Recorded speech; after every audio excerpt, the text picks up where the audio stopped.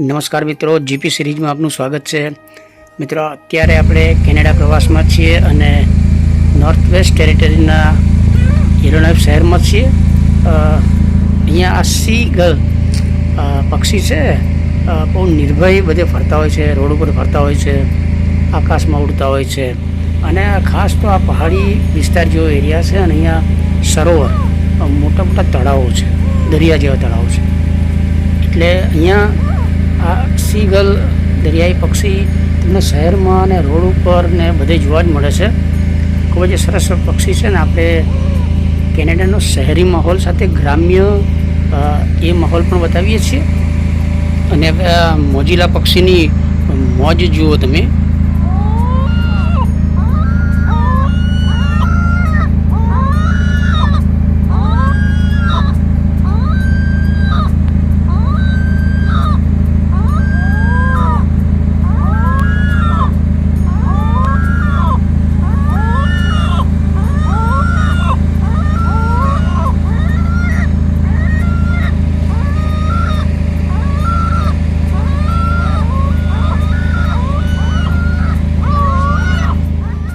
અને મેં અગાઉ જણાવ્યું તે પ્રમાણે આ કેનેડાનો નોર્થ વેસ્ટ ટેરેટરીનો યલોનાઇફ સિટી વિસ્તાર છે. અને અહીંયા મેં અગાઉ જણાવ્યું તે પ્રમાણે સરોવર, દરિયા જેવા સરોવરો છે. એટલે આ પક્ષીઓને ખોરાકનો કોઈ પ્રશ્ન છે જ નહીં. એમને ખોરાક તો એ સરોવર તળાવમાંથી મળી રહે છે. પછી આ પક્ષી ઉડી અને આ શહેરમાં આવતા હોય છે, રોડ ઉપર પણ ગમે તે વિચરણ કરતા હોય છે. અને ત્યારે એના વાહન ચાલકો પણ ગાડી સ્લો ચલાવે છે અને પક્ષીને એના મોજમાં જ રોડ ઉપર અવર જવર કરવા દે છે. અત્યારે તમને પાછળ અજવાળું દેખાય છે, પરંતુ એ અત્યારે સાંજના 8 વાગી ગયા છે. 8 વાગ્યા પછીનો નજારો છે. આ એવું શહેર છે જ્યાં રાત્રે પણ સૂર્યપ્રકાશ હોય છે.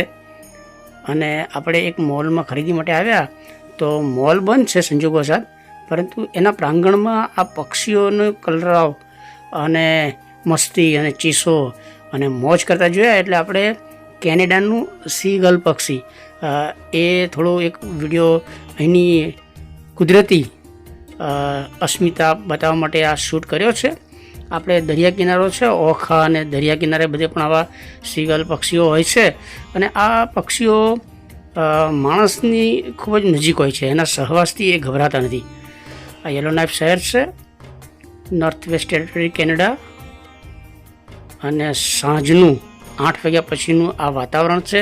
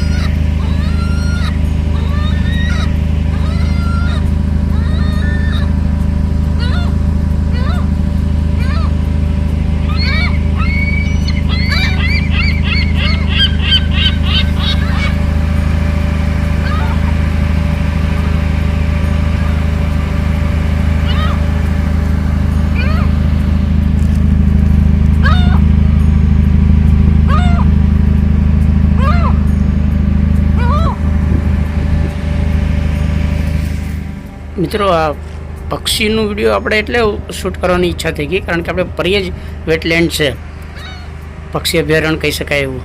અને આપણે ખેડા તાલુકામાં તો કેટલા બધા મોટા તળાવો છે. ભેરેના તળાવમાં તો વિદેશી પક્ષીઓ પણ આવે છે.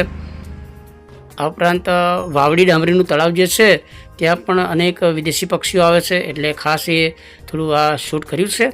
અને હવે આપણે એક અલગ મોલમાં જઈ રહ્યા છે. સોમવાર છે, તારીખ 23/6/2025, સાંજે 8:30 વાગ્યા પછીનો સમય છે. અને આકાશ બાજુ સૂર્ય દેખાઈ રહ્યો છે. આપ જોઈ રહ્યા છો, તાપ, તડકો તેવો દેખાય છે. અને અગાઉ જણાવ્યું તે પ્રમાણે લગભગ અહીંયા 11-12 વાગ્યા સુધી સૂર્યપ્રકાશ હોય છે અને રાત્રે પણ અજવાળું જ હોય છે, એવું આ શહેર છે. ને કુલદીપભાઈ ડ્રાઈવ કરીને હવે એક ખાલી મોલ બતાવ આપણે લઈ જાય છે. હા, એવો મોલ છે, ત્યાં ફક્ત $1 પણ વસ્તુ મળે છે. એટલે શરૂઆત $1 થાય. એટલે એની આપણે ખાલી મુલાકાત લીધી છે, કારણ કે જે તે અહીંની સંસ્કૃતિ, અહીંની માર્કેટની સ્થિતિ આપણે જોઈએ છીએ. અને જો $1 અહીંયા વસ્તુ મળે છે, એટલે એવું નથી કે કંઈક બધી વસ્તુ $1, બીજી કિંમત વધારે હોય તો એ પ્રમાણે અહીંયા એના ભાવ લખેલા હોય છે.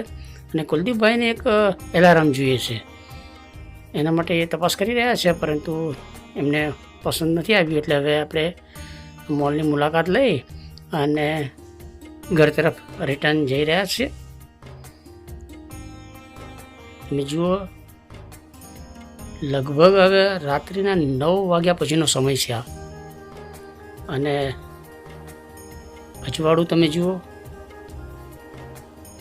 અહીંયા લગભગ 10, 11, 12 વાગ્યા સુધી તમને નોર્મલ દિવસ જેવો જ માહોલ દેખાય. તમે જુઓ, તાપ, તડકો કેટલો બધો આવી રહ્યો છે. અને આપણે આ રીતે દરરોજ ફરીએ તો ડેલી વ્લોગના ભાગરૂપે આવા જે અહીંની સંસ્કૃતિ, સભ્યતા, પ્રાકૃતિક માહોલ અને એ બધું થોડું શૂટ કરીએ છીએ અને એ શેર કરીએ છીએ.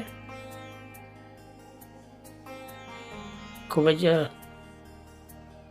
આહ્લાદક વાતાવરણ છે અને રાત્રિનો નજારો છે. તમે વિચાર કરો, દુનિયામાં અનેક એવા પ્રદેશો અદ્ભુત હોય છે અને એ પૈકીના જ આ એક સરસ શહેરી વિસ્તાર છે, પણ ગ્રામ્ય ટાઈપ પહાડી અને સરોવરનો વિસ્તાર છે. ખૂબ જ સમૃદ્ધ શહેર છે. અને અહીંયા સી પ્લેન પોતાની માલિકીના કેટલા લોકો ધરાવતા હોય છે. આ ઉપરાંત ઘણા બધા બોટ પણ રાખતા હોય છે અને બોટિંગ પણ કરતા હોય છે. એ બધા વિડીયો આપણે ધીરે ધીરે શેર કરીશું. પરંતુ આજે આપણે થોડું એક કુલદીપભાઈને એલાર્મ ખરીદી કરવી હતી, તો બજારમાં ગયા તો ત્યાં આ કેનેડાનું મોજીલું પક્ષીની મોજ જોવા મળી, તો આપણે એને થોડું શૂટ કરી લીધું છે. તો મિત્રો, આ વિડીયો તમને ગમ્યો હોય તો એને લાઈક કરો, શેર કરો અને જીપી સિરીઝ ચેનલના વિડીયો જોતા રહો. જય હિન્દ, વંદે ગુજરાત.